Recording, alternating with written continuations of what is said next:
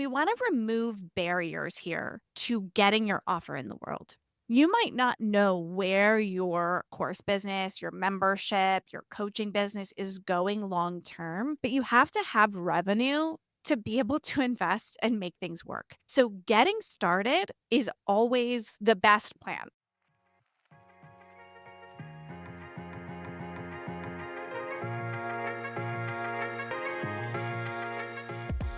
Welcome to the Her First podcast, a platform to help online business owners, coaches, and creators gain the confidence needed to build a successful business while creating a sustainable lifestyle balance. We are here to help you prioritize yourself in business and life. I'm Joanna Newton. And I'm Michelle Puolani. In this podcast, along with the Her First Collective, you can engage in the challenges women face in business, ways to increase your impact or income online, and how to make it all work while launching, scaling, or maintaining. Spoiler, it's not about perfectionism, hustling, or a copy-paste methodology. Let's dive in. Welcome back to another episode of Her First. Today, Michelle and I are going to be talking about the one thing that all successful launches have. And I thought about this topic because I recently ran a really successful launch with a client and was thinking back to all of the launches I've done with clients this past year, all of the launches I did in my corporate career, and what really made the difference between a launch being successful and a launch being a failure. And the truth is, the answer might surprise you. But before I start talking about the one thing every successful launch needs to have, I want to talk a little bit about some of the things that you don't actually need to have a successful launch. Because I think a lot of times people think they have to be super crazy ready. Everything has to be in place before they start selling. And the truth is, that is not entirely true. Michelle, I'd love to hear from you. Are there things in your head that you think people think they need in order to have a successful launch? Yes, definitely. I've seen this a lot too in working with clients and for myself in the past. I think that I have learned so many hard lessons when it comes to the digital space, launching products, programs, getting things out into the world, building an audience, and doing this work and being in this industry. The first thing that comes to mind is always aesthetics for me. I feel like people often think they have to have something that's really pretty in order to be successful, but something that looks good doesn't always convert to financial numbers, students, clients, whatever it is that you're looking to accomplish. And I worked with a client actually who had this same perception. They actually had a funnel that was working, converting, doing really well with their website. And then they were doing so well as a business that they actually invested a lot of money in rebranding, recreating their website. And it became so much more beautiful and so much more elegant. But it stopped converting the way that it was when it was just basic, plain, really simple, and what some would consider ugly. So I think that's the top thing that I think about when people think they need these things in launches is something that looks really good. I mean, obviously there should be professionalism. Obviously there should be cleanliness. Yes, there should be grammatical errors checked and things like that, but it doesn't have to be incredibly ornate or really beautiful in order to be successful.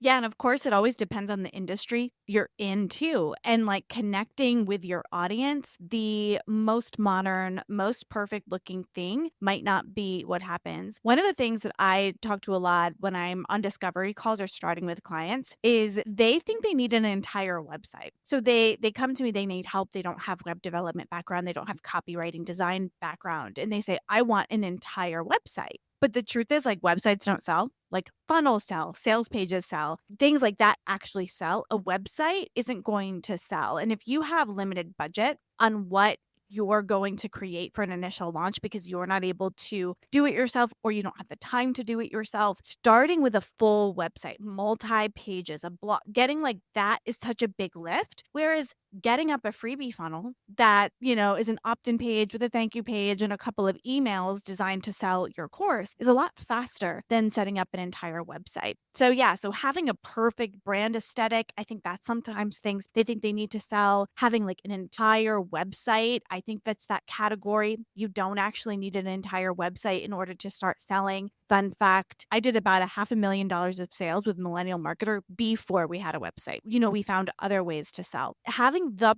perfect course, offer, or product, this is one of those stopgaps I see for clients. Like they think they have to have the perfect price point, the perfect offer with all of the right details and the perfect messaging. And I'm not saying you should not be thoughtful about those things because you 100% should be thoughtful about those things. But if it stops you from launching, if it stops you from getting it out in the world, the actual best thing to solidify your offer is feedback, hearing people's reactions. And you don't get that if you don't actually put it out into the world. Yeah, I'm a really big believer in this one actually is launching an MVP, the minimum viable product, or even a concept. Now, I know there are some gray areas on this as we're seeing the payment plan and payment processing change as far as like what you can actually sell and market without a product or program in place. But if you have something that's tangible that you can just get out without creating, say, 6 months worth of a program or a year's worth of a program, and you can sell people on the idea, the offer, what it is that you're going to take them through, that's where I think people should often focus. So, thinking about not just the perfect product, but also having a fully fledged product. A lot of people think, well, I don't have anything to sell yet.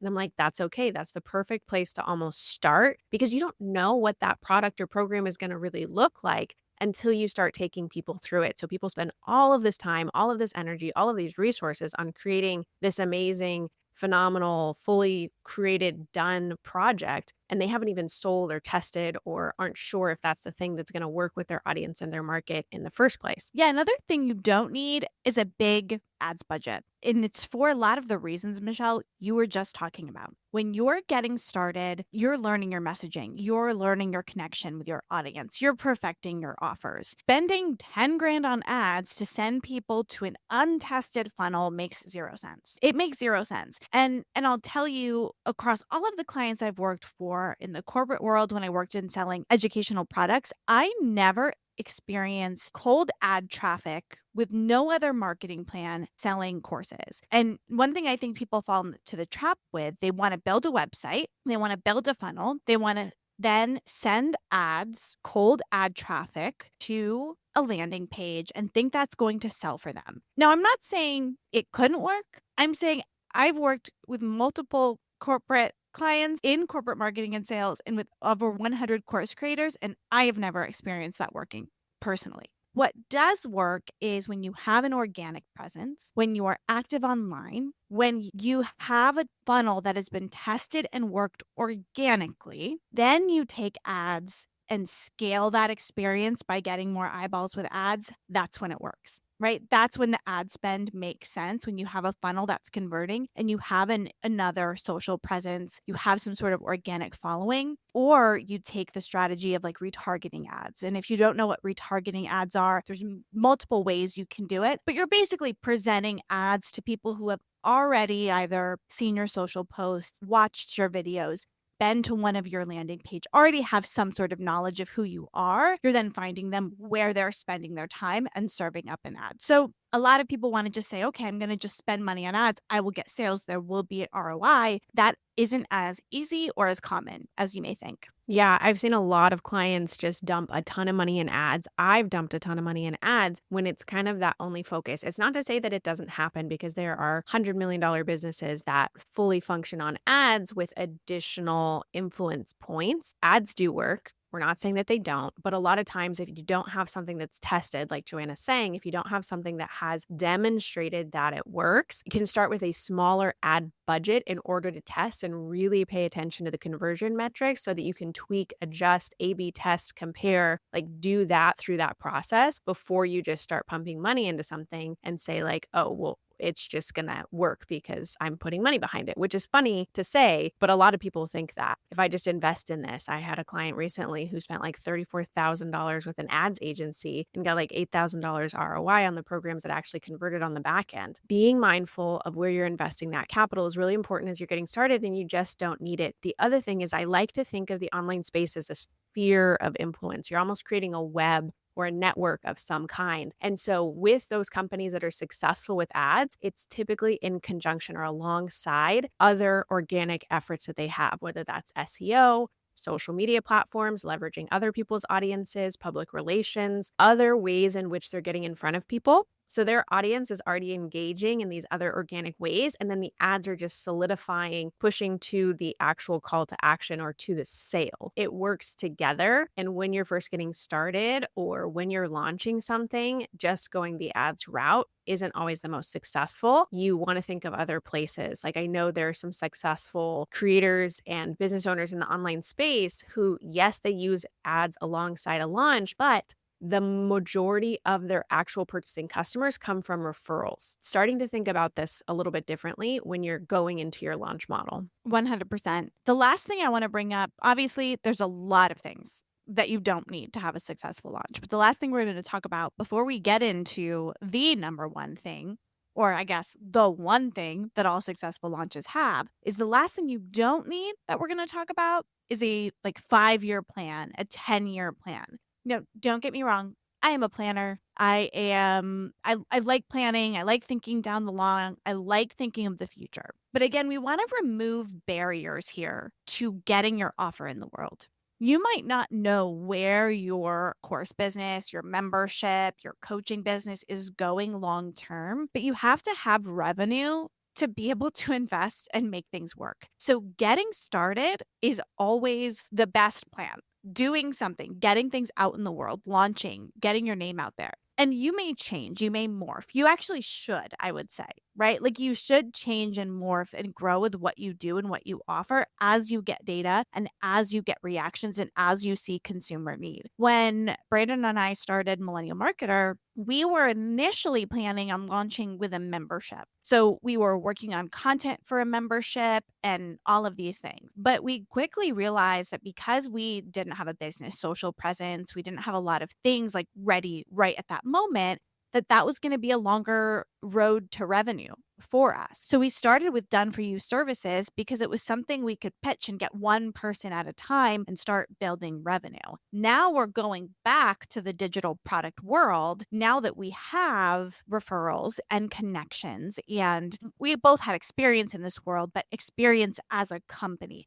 That's what worked for us. And we pivoted pretty quickly because that's what made sense for us to do in that moment. So being agile is really important. So if you have you should have a vision for where you want to be in 5 years, but you don't need to know exactly every step of the way. This is Q1 of the first year, Q2, just have this idea of what you want in the long term, be building towards it, but being open to change in the early stages is so important. I think having and holding the vision of where you would like to be is fabulous because it'll help you make decisions throughout your journey, right? Am I going to focus on this? Am I going to focus on this? Where am I going to invest my time? Where am I going to invest my resources? And that makes total sense. But investing all that time in the 5-year plan, the 10-year trajectory up front is not worth your time and energy right now, right? That's what Joanna's saying, it's not that it's not important. Just don't spend hours and hours and hours trying to fixate on this business plan or this projection of where you're supposed to be over time, because that will change, that will evolve. Getting into your core mission and values, like we've talked about on the podcast before, very important. The other thing to point out about what Joanna's talking about is she just essentially changed the business model to be geared toward paid market research. So she, at this point, understands what her clients need, what they're looking for, the systems, the processes in which she can now leverage for digital products or a membership as she heads into the product creation space. And the way that they did that was working one-to-one with clients, listening to them, hearing them, working through processes together so that now she understands them so much better that as they launch their digital presence, as they're creating brand awareness, as they're building out the website and growing their YouTube and doing all these things, they're actually speaking to the audience, the target client, the ideal persona in which they're trying to attract and draw in that will eventually be consumers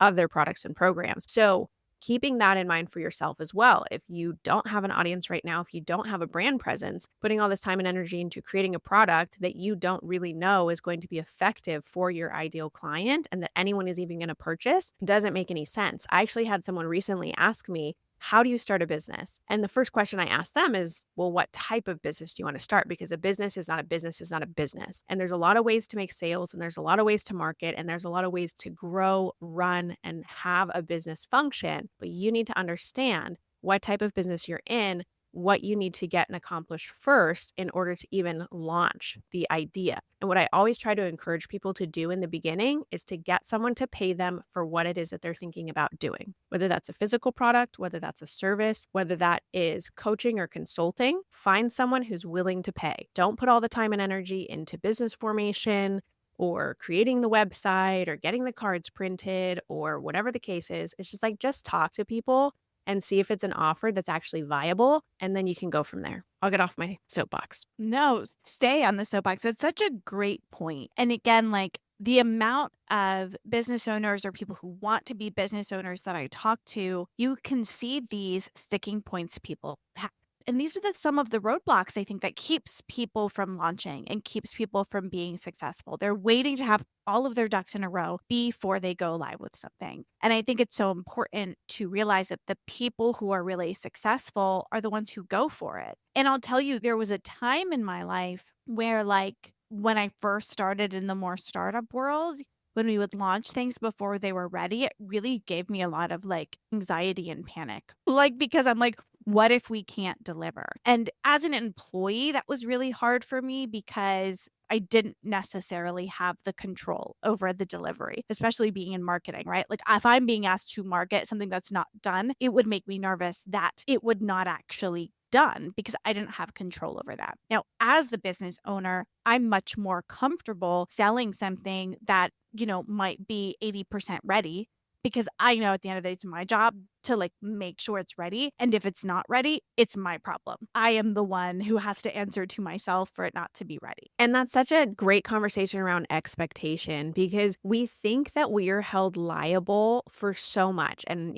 speaking to the more solopreneur, coach, content creator in the online digital space, is that we're like, okay, well, we have to have the fully beautiful built out course. We have to have the professional videos. We have to have this beautiful website because that's our landscape. That's our, brick and mortars have physical locations. We've talked about this before again on the podcast. And if you're enjoying this conversation, hit subscribe, listen, and tune in for more of these episodes talking all about business, how to prioritize yourself, how to grow, how to market, how to sell, which makes sense in the digital space. That's your brick and mortar. That's the presentation of your brand and your business. But if you set expectations the right way with your customers, clients, and prospective buyers, then you will be fine when it comes to the delivery or what it is that you are positioning as the offer. You don't want to lie and tell them that you're going to give them something you can't, because you are in control of your efforts, because you're in control of the product, the program, the delivery, you can just set the stage. They don't have to. I was working with someone recently on their membership and she just felt like, okay, well, I want them to have new content every single week. So I've got to film 10 modules and I've got to get all of those in the portal. And I'm like, you just brought in members to your membership. Like,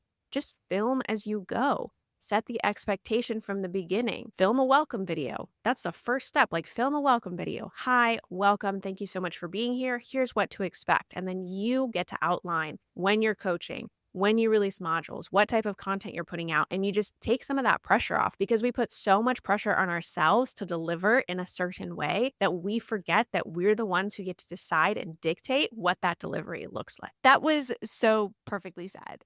And I hope that if you're listening and you just kind of heard us rattle off all of what you need, that maybe that makes you realize the barrier to entry to starting your business is a little less than you might think. Because you don't have to have everything figured out. You do not have to have everything finalized. And you can do some things to get started. And today, what we're going to do is talk about what everyone who wants to start a business should do. I would say if you can, like starting tomorrow. Because the one thing, all of the successful launches I've worked on, the one thing that they all have are real, genuine leads, an email list, people who are paying attention to them, who are talking to them. This list does not have to be huge. You do not need 100,000 people. If you had an email list of 500 genuine people who like you, fit your target audience, or who you reach, you can sell. You can. You might not sell a lot with 500, but you can sell. You can make sales at that level. And then as that leads list grows, you can sell more and more and more. But leads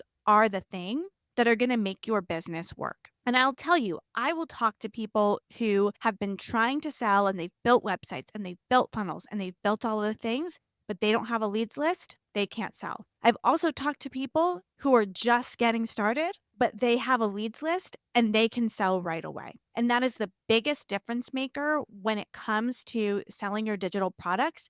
Really, honestly, any products, physical products too. If you have leads, if you have eyeballs, if you have people who care about what you do, you can figure out how to sell. Now, maybe your first offer you send might not be a hit and you have to make adjustments, right? Like, I'm not saying you will 100% sell out of a membership, but you can sell if you have leads. So I got started in fitness before I kind of transitioned to the online space, and I did a personal training program, and it was something that was actually in person with our local college. It was like an academic distinction thing. And later on, the instructor actually asked me to come back to talk about my career, what I was doing, and connect with the students who are now going through the program. And one of the things that I shared with them and the questions that they asked about being successful, creating a career, like where they're going to go, what the opportunities were, the one thing that I wanted to share with them and impress upon them is that start now and build a brand, build an audience. Yes, it's important and you can do this on social media, but of course, what Joanna's talking about is people who have converted to what we would call a lead because you have their email, you have their contact information, you have a way to get in touch with them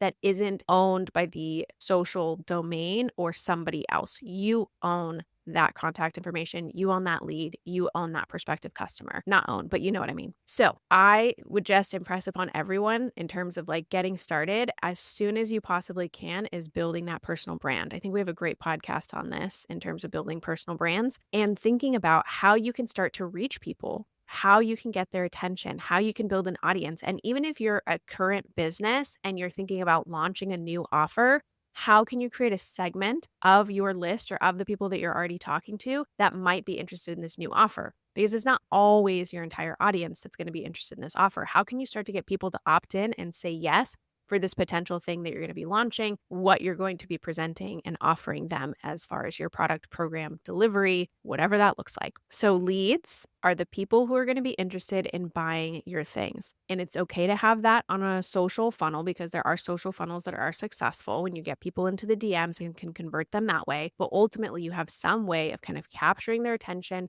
moving them to take an action, and then having some sort of like nurture or engagement piece. And I truly cannot impress upon you enough how much this was something that I did not pay attention to at the beginning stages of my business. Because when I started and I launched in the online space, I was totally sucked into all of the numbers, $100,000 launches, or you can make $10,000 a month, or you can do this, like all of those things without realizing that the people who are doing those numbers had already been doing it for quite some time and had also built an audience, built a list.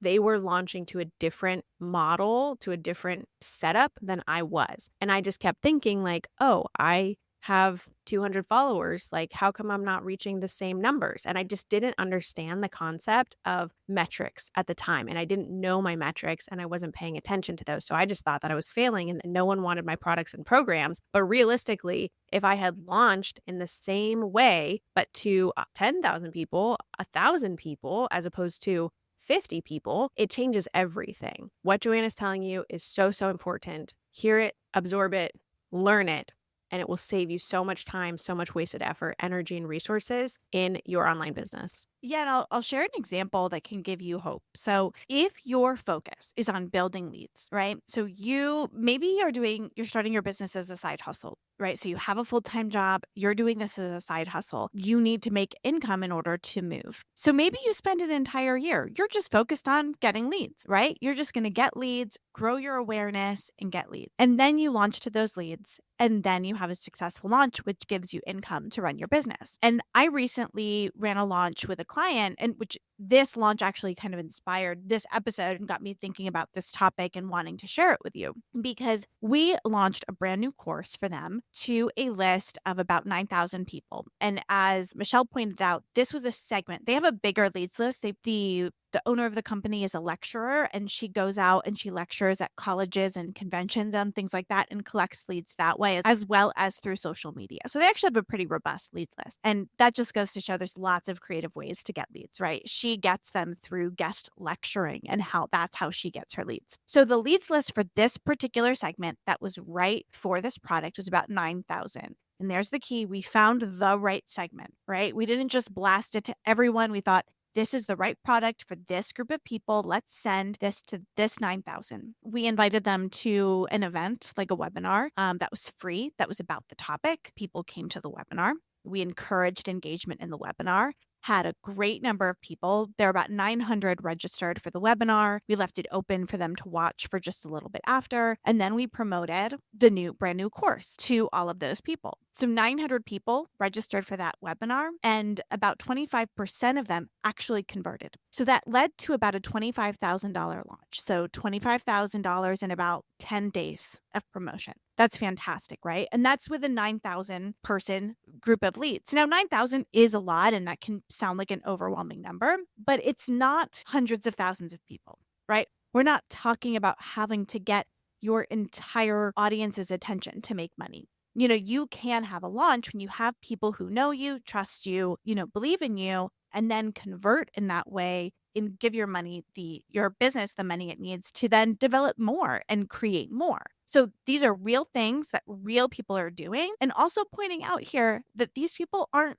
social media influencers, right? I think sometimes we're like, I have to have 1 million followers to be successful. They have 700 YouTube subscribers. This is a reasonable thing a person who's really focused on their business can achieve. This is not like an outlier situation, right? And this is someone who is focused more on the long-term success of their business and have been doing what they've been doing consistently, right? Showing up consistently, getting out there consistently, keeping and maintaining a presence, creating content on a regular basis. And they're not just coming in thinking that 4 weeks of a runway after they haven't been talking for so long, thinking they can just throw it out there and just make it happen. No, this was premeditated to a certain degree. I just watched The Hitman last night, so I'm thinking a little bit about murders, but there's some intention behind it, right? There's some thought. And the other piece of that is hearing 25% conversion rate is incredibly high of the people who opted into a webinar. I'm assuming the people who showed up and then the people who actually converted. That is very, very high. When you think of the industry standard, is anywhere between 1 to 4% on an offer. But the reason that it is so high is because you have those genuine leads that are connected to what this person is doing. And I will say the other piece that I want to communicate to you is thinking about how you are connecting with people.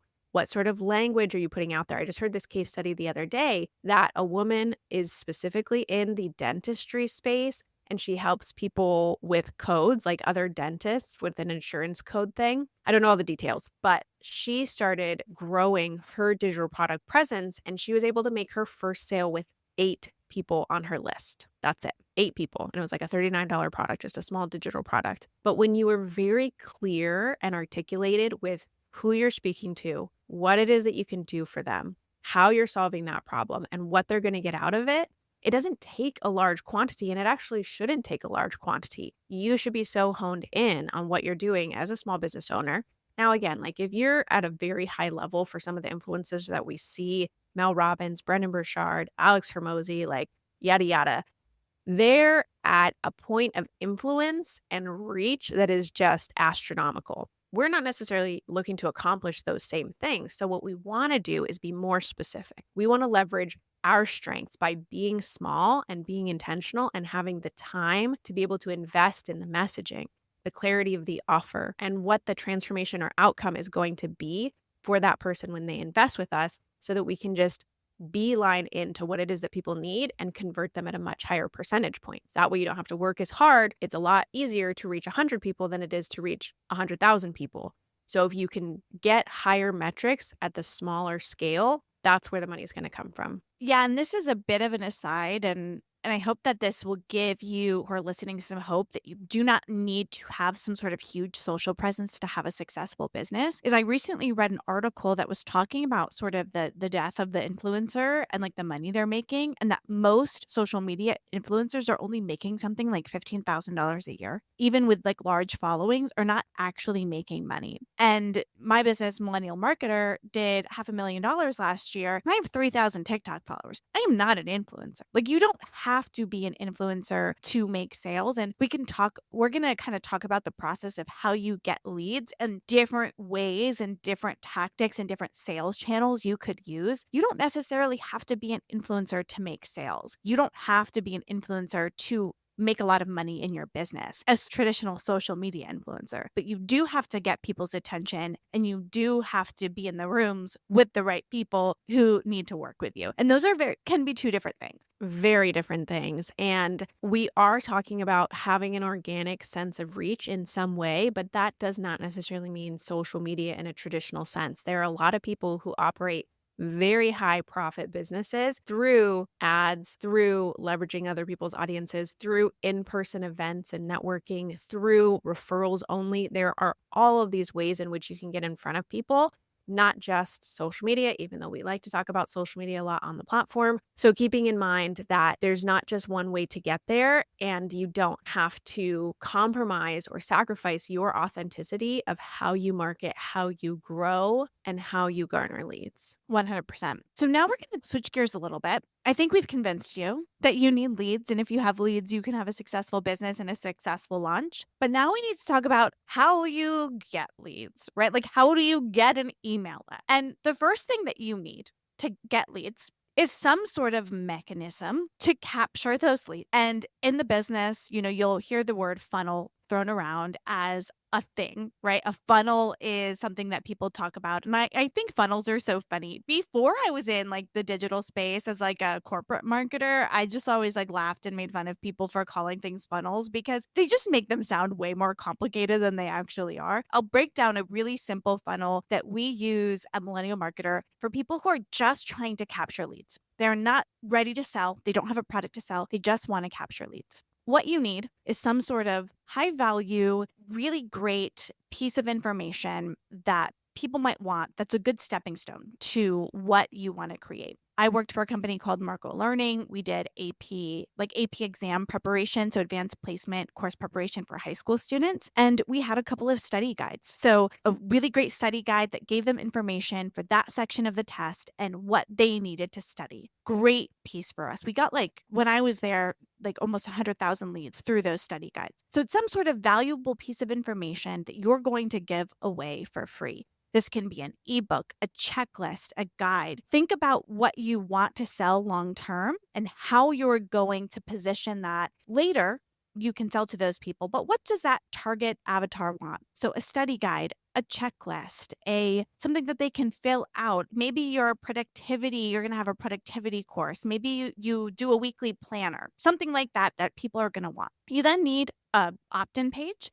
You need a page to send people to that says, this is my free guide. Give me your email, give me your name, and I will send you the free guide. After that, you want to send them to a page that says, thank you so much. You got my free guide. Go check your email. It's there. You want it in the email because you want them to open that first email, to train them to open your emails and get good open rates for your email. Especially if you're starting out, you want good email stats. Then you send them the guide in the email. Thank you so much. So glad you're connecting with me. Here's my free guide. Tell them a little bit about yourself. Don't sell them anything. Don't ask them to do anything else. The next thing we do after in this particular funnel, because we're not selling anything, we are just building a community, we like to ask them a question. What is your number one problem when it comes to blank? Right? So say you're that example of that productivity coach. You're going to build a membership around helping people be productive. And you sent them a weekly planning sheet that they could use. You say to that person, hey, so glad that you downloaded my thing. I really hope it's helping you. I'm building a membership for people to help them be more productive in their everyday life. Can you fill out this quick survey? And just ask them, what's your number one problem when it comes to productivity? Get them to talk to you, get them to listen to you, get them to tell you what to build. Then after that, you might want to send some more valuable information. If you have a Facebook group, ask them to join your Facebook group. If you have an Instagram, make sure they're following you on Instagram. You're just building community. Then when you have, maybe it's 100 people, maybe it's 500 people, you decide what that number is. You can go back to them and launch your course and say hey, you wanted a membership that gave you this. Guess what? Now it exists. I built it with you in mind.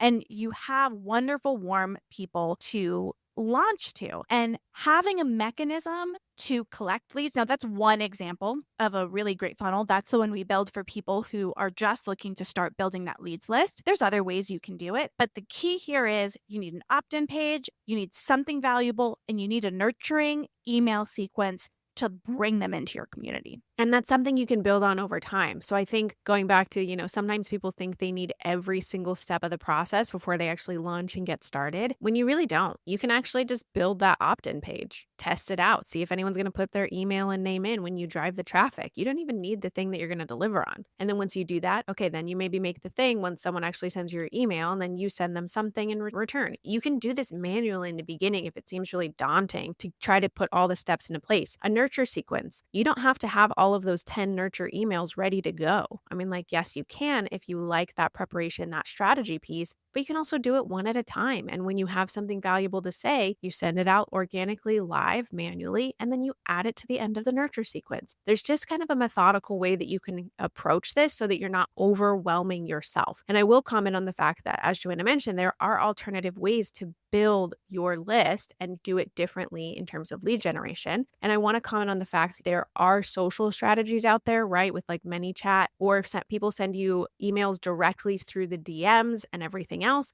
I will say both work great as far as collecting leads. There is one benefit to driving traffic to your website or to your pages, and that has to do with more tracking and being able to pay attention to the statistical data and metrics that come along with either Facebook pixel installation or Google Analytics, so that you can start to basically train and teach your business algorithm to find the people who are going to be interested in what you do. And then you can pay more attention to the data. Okay, 100 people landed on this page, only 10 people opted in. I can increase that metric by growing the amount of people that are going to opt in. You can't necessarily track that as well, at least from what I'm familiar with. Maybe ManyChat has a way to track that statistical data. I'm not 100% sure. Say you send 100 DMs and 10 people actually opt in. Same thing, but kind of starting to understand the analytics, the data surrounding your efforts will help you improve them so that you can, again, tweak, A/B test. I spoke with someone recently and we talked about her opt-in page, and it was something that I think I kind of took for granted because I just assumed that that was taken care of. And we looked at it recently and it was converting at 2%. And I was just like, why is your opt-in page converting at only 2%?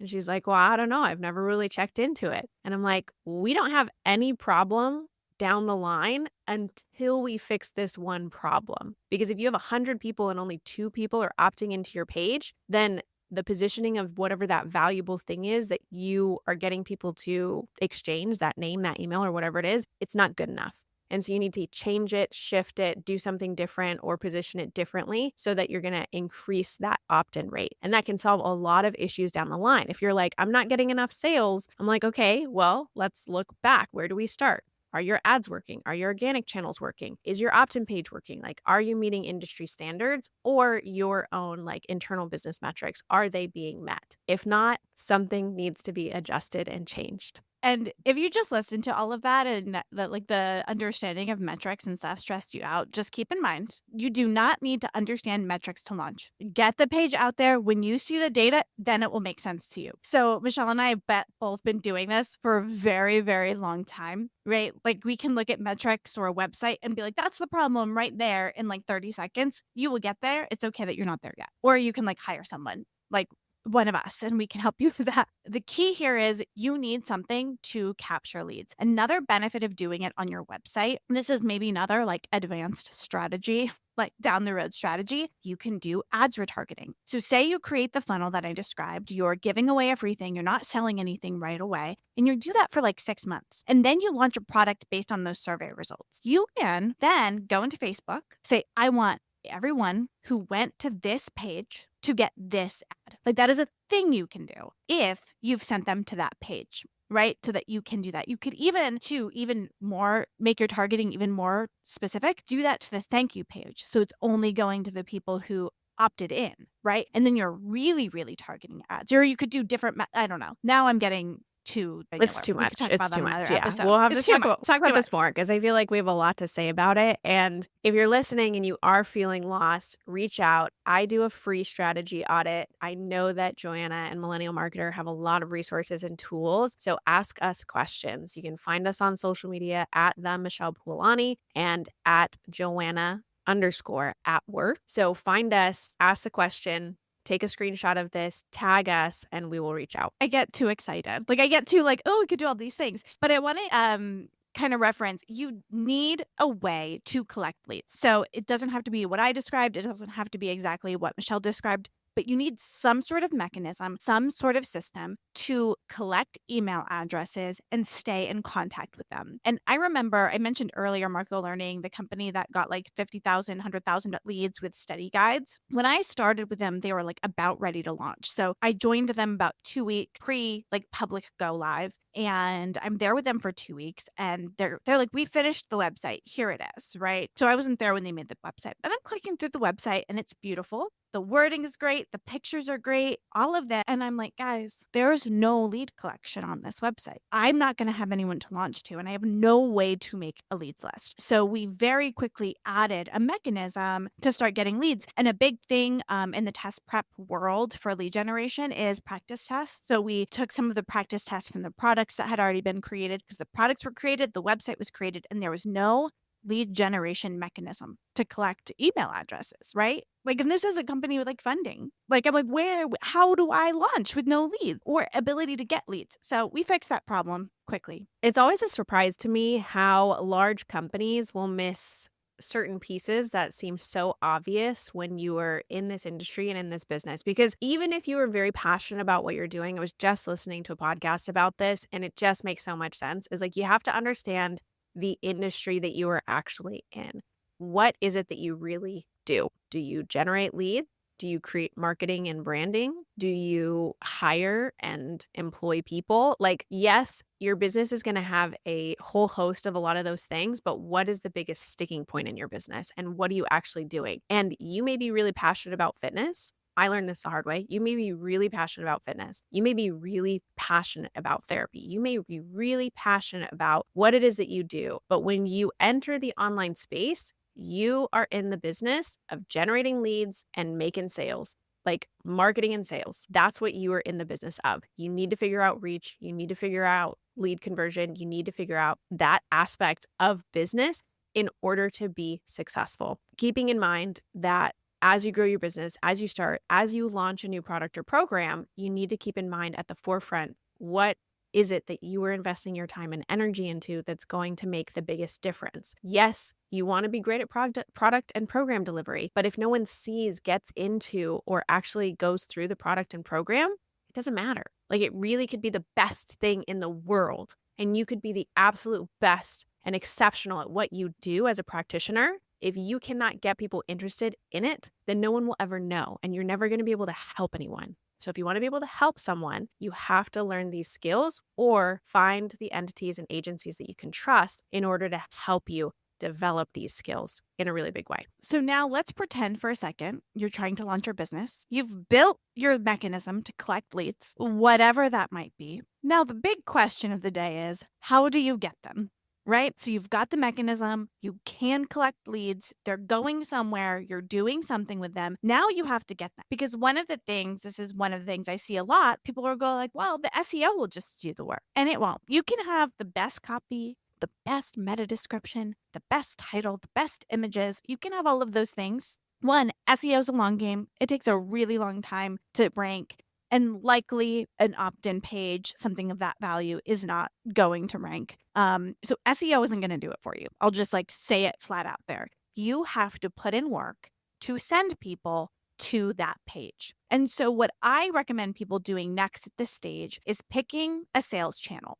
And I'll explain what that means in a minute, but I recommend picking one or two places that you are going to use to generate attention and drive traffic from. Now, that can be places like Instagram, YouTube, Facebook, TikTok, Pinterest, your traditional sales channels. That can also be things like I'm going to join Facebook groups and participate them. I'm going to do local lectures and talk at local lectures and share my freebie there. Millennial Marketer, we make probably a third of our sales through the Kajabi Expert Marketplace, which is a directory of people who do what I do, who help coaches and creators build funnels. I'm not on social media, but I'm highly ranked in there because of my projects and my reviews. I have a profile. People reach out to me. It's all inbound leads from me building my presence there. So there are lots of ways, but you want to think of one or two channels to start with that you're going to start building a presence and utilizing to get attention and to get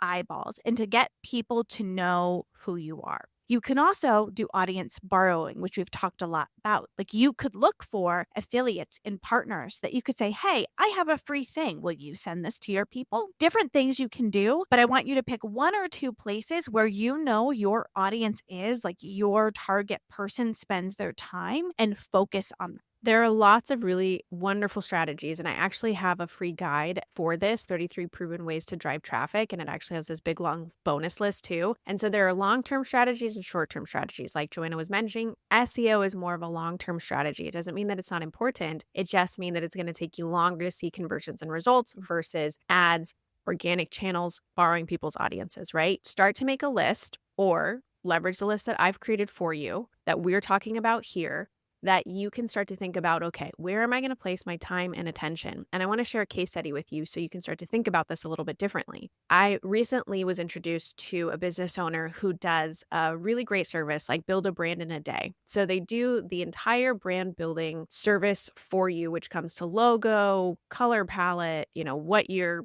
whole brand personality is. Like they do all those things and they do the website stuff and they do the design. They have larger packages for bigger brands, but for smaller brands who just want to kind of get started, they have this build in a brand package. And then the only way that they reach new people and they actually make sales is through referrals. And they do this through a very specific model in which they launch every single month, but with one partner. So the partners that they've worked with will bring them in and position them in front of their audience. They get them to opt into a webinar and they position that value piece in the webinar. And then they present the offer of building a brand in a day.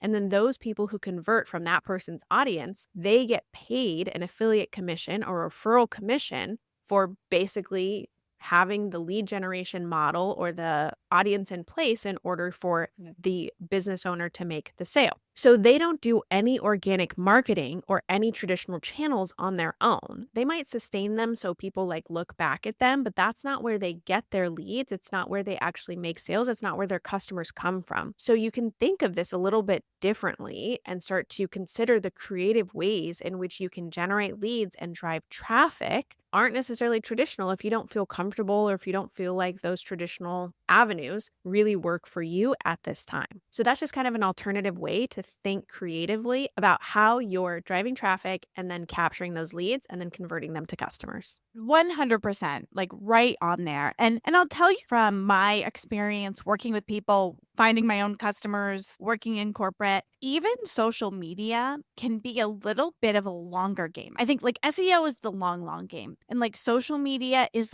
in the middle. Unless your topic is super controversial, I think if you have a really polarizing topic, you can grow really fast on social and get a lot of attention really quickly on social. But things like leveraging networking events and platforms like Upwork, Kajabi Expert Marketplace, or DM outreach on LinkedIn, or things like that, those types of activities can be a little bit faster. So if you're in a position where you're I need to make sales because I want to quit my job and I want to do this full time, doing that kind of approach, finding places to speak, doing in-person events, finding organizations that have your people and offering to do free trainings, doing direct message campaigns in LinkedIn, or starting an Upwork profile and doing done for you services. There's a lot of ways you can go about this, even if that's not your long term, right? There's a lot of ways to build your audience because then you can start making money. And then maybe you start Instagram or YouTube or other things with the funds you have coming in because you have support and you have time, and you can quit your full-time job or pull back on your full-time job or quit your part-time job that you were doing because this economy is horrible and most people need a full-time and a part-time job in order to pay their bills, right? You can think about this a little bit differently. And yes, growing on social is great, but I think sometimes some of these less traditional methods can actually get you to revenue faster. I think we get in the trap of thinking that social media is lead generation. If you have a model that is set up that speaks to the person that you want to speak to, that captures their attention and that converts them again into that lead, into a buyer, whatever that model looks like for you. But I've spent a lot of time on social media and don't generate clients. I haven't nailed that yet. I'm working on it. I'm working on the messaging. I'm working on the offer. I'm working on that niche aspect of like speaking directly to that person. But the majority of my clients have come through referrals. And it's not a bad business model to leverage that. You can double down on it. You can increase referrals. You can really leverage that model in how you acquire customers. So